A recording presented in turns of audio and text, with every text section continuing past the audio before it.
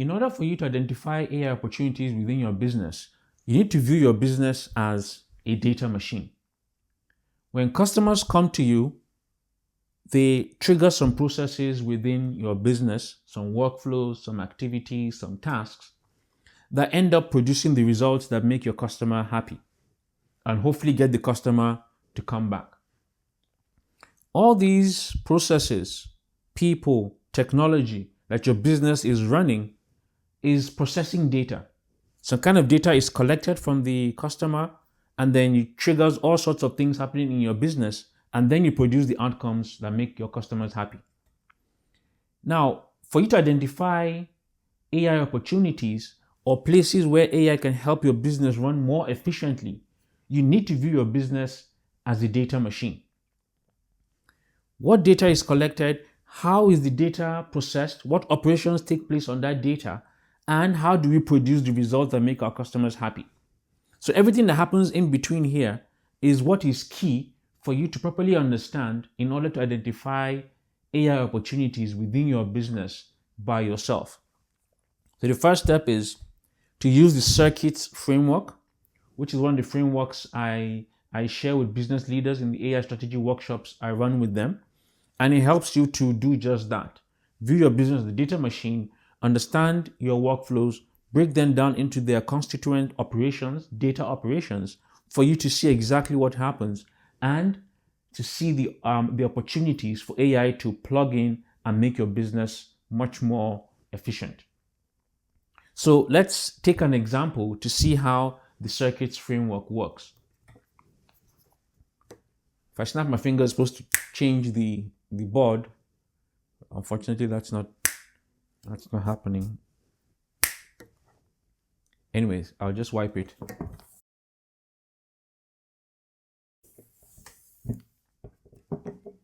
So the CIRCTS Framework, it stands for capture, interpret, refine, create, tuck away, and send. I hope you can still see that. So send is the last one. Tuck away and send. CIRCTS. These are the 6 fundamental data operations that happen within your business. So whenever you start a workflow and produce the outcomes, you're going to be operating one of these data operations at each step of the workflow. So you need to be able to take a workflow, ideally your most painful workflow, and lay out all the tasks involved in that workflow and label each one with the predominant data operation.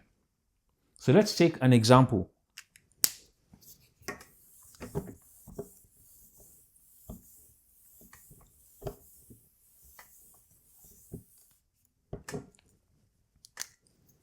Let's say we have a print business, and this print business handles 6,000 email orders, right? So they have 6,000 email orders a year.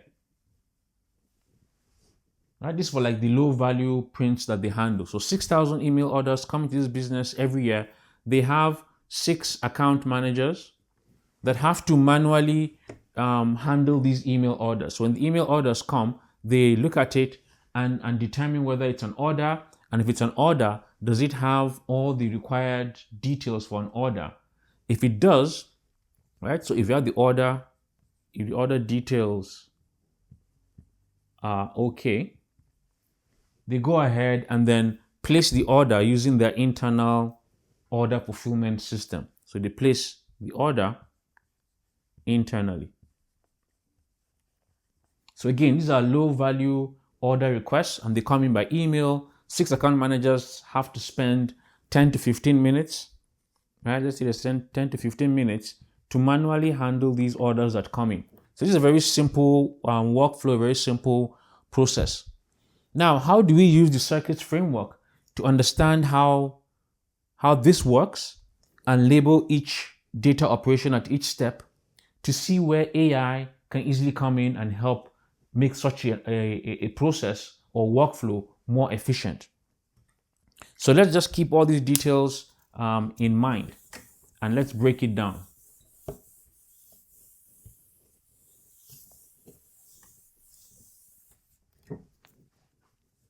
So the first thing, when the order comes in, what happens, right? So we get an email. So we can say email here. We can say email order.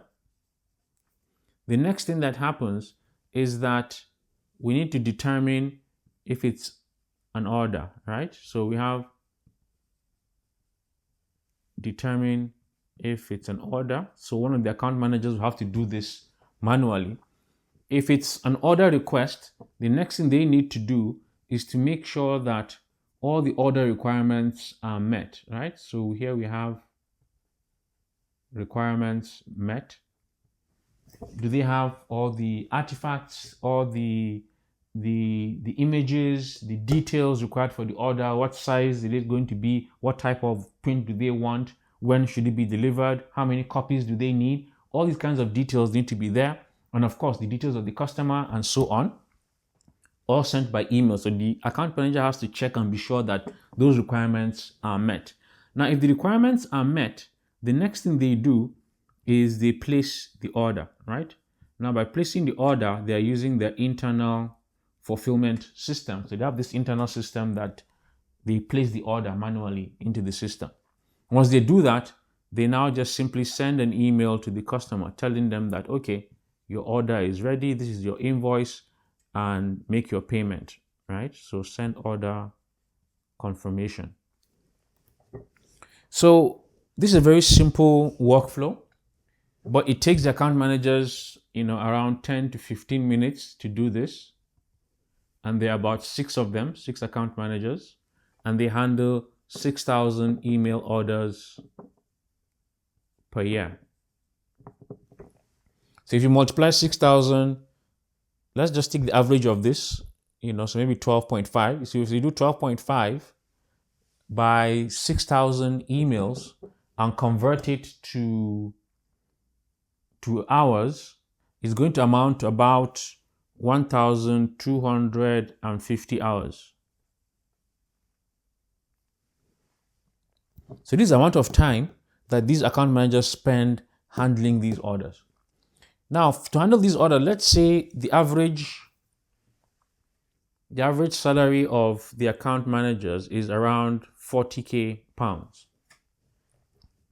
If we break this down to how much they make a month, how much they make per hour, and then we multiply that with this figure, it's going to give you how much it costs for these account managers to manually handle this process, right? So again, I think the figure will roughly be around maybe 24k. So this is the annual cost of manually handling these orders. This is just by the way. Now, how do we label this with circuits, right? So I'll just add here. The first thing, when you have the email order, what are you doing? You are capturing data, right? So here you're doing capture. Determine if it's an order, you're actually interpreting the data, you're reading the data and trying to understand it and make sense of it. Check if the requirements are met. Here you're refining the data. And then place an order in the internal fulfillment system. It means you are creating, right? So this is a create action. And then sending the order confirmation is a send, right? It's a send data operation. So with the CIRCTS framework, it allows us to label each particular step, each task. Therefore, we know that for this particular workflow, we capture the data, interpret it, refine it, create it, and send. Once you have this laid out, you can easily identify or easily link the most painful parts of the process to a particular operation. And if you know what that operation is, it now gives you ideas as to which kind of AI solutions will be the best in handling that type of inefficiency in your workflow. Now, we could say maybe the thing that takes the most time here would be this refine, where they need to make sure that every detail required to place the order is available. This may need them to actually check historic records of the customer because it's an email, so they may not send their delivery address and other things. So it's up to the account manager to get all those details, right? So that could take the most amount of time for them to complete. So the idea is, since you know the operation, the predominant operation that takes place at this phase, which is refining of data, the question is, which AI solution is going to be the best in helping you carry out that particular step?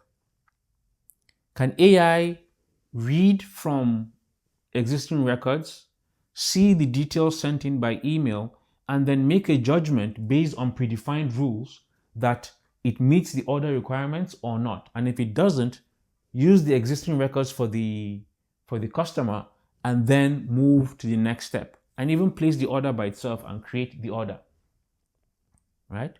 In fact, if you look at it carefully, AI can take care of this whole process by itself. It can listen for emails on the capture stage. It can determine if it's an order, right? So it's going to read the email and determine if this email is an order request or not. And if it is, confirm if it meets all the requirements. And if it does meet all the requirements, it can go ahead and automatically place the order within the internal order fulfillment system.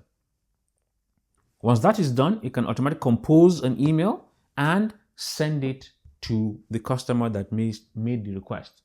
If at a point it finds out that the requirements are not met, AI can also make sure that it either asks the customer for more details, or if it needs help of the account manager, it can now escalate it to an account manager, right? A human in the loop kind of approach. But the point here is that on your own, you can identify your most painful workflows, the ones that your staff complain the most about. You can sit with them and then outline each step in that particular workflow.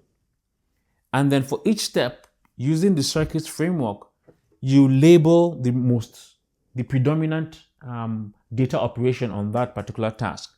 So here you have the email order, you're capturing, you're interpreting, refining, and you keep on going. Now, of course, there are certain operations that happen. For example, here, when you create the order, you're also tucking away data, right? But it's not the predominant thing. The main thing you're doing is you're creating the order. So there may be other operations that happen at these steps that may not be the predominant one, but you only label the most, the predominant one at that stage.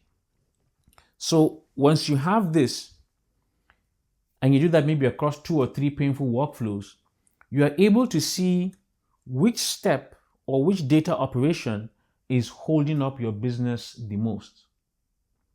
In most cases, what you'll find out is, in addition to any workflow you lay out, either 2 or 3 other workflows may have similar bottlenecks, right? So if you're a print business, you may have a similar workflow where refining data is also the bottleneck. And once you're able to determine this, it means if you can solve this particular problem with AI, you can easily scale it to the other parts of your business as well. So you don't need to have any expensive consultant to help you do this. It's something you can sit on your own and lay out and carry out. So I hope you found this useful. You can do this for your business, for a number of workflows you have. And you can share that with others as well if you feel that would be useful to them. The next step after this is to identify which AI solution will be the best in solving this particular inefficiency. Now, with that, you may need an expert to help you because there's so many other things to consider, especially on your technical aspect, your culture, and how your existing systems work with each other. A lot of these things require an expert to analyze. But like I also share in the workshops I have with business leaders, there are a spectrum of AI solutions, with each one having its own advantages and disadvantages. So once you map out your data flows, your workflows, and they're labeled with the CIRCTS framework, then you're able to tell which AI solution, whether it's a surface level or a deep level AI solution, works best in handling that particular inefficiency. In fact, this is exactly what this worksheet allows business leaders to do. So in the workshop, we have this worksheet where business leaders map out their most painful workflows. We break down the most painful one. We prioritize them, take the most painful one, break it down using the CIRCTS framework. And then at the bottom, they decide which AI solution maps best to it. Is it the surface level ones or the deep level AI solutions? And at the back, you have the advantages and disadvantages of each of the types of AI solutions. Maybe you can't see it, but if you want, you can. There's a link I'll share. You can download this and you can go through it with your own team. So in wrapping up, the whole idea is your business is a data machine. It carries out several data operations. And these data operations get triggered with the start of a workflow and produce an outcome at the end. These data operations could also be the source of inefficiencies in your business. And these inefficiencies are the places where AI can come in and help you handle and deal with.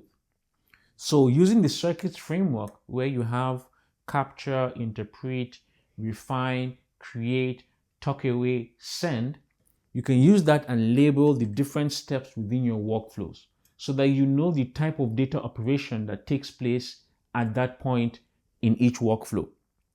And with that, you're able to step back and say, which AI solution will be the best in dealing with this particular data operation that is causing an inefficiency in my business? And of course, if you have the knowledge of the various AI solutions, you can weigh their pros and cons and determine which one to apply in your business. And once you do, you will most likely find out that there are similar workflows in your business that have similar inefficiencies. Right? And you can do all of this without the need of a consultant. You know where your business hurts the most, you understand your business the most, you know where the pains are, and you're the best person to identify where these pains are. This just gives you a framework in doing that, because already I'm sure you know where the painful parts of your business are. But with this framework, it helps you lay it out. So I hope that made sense.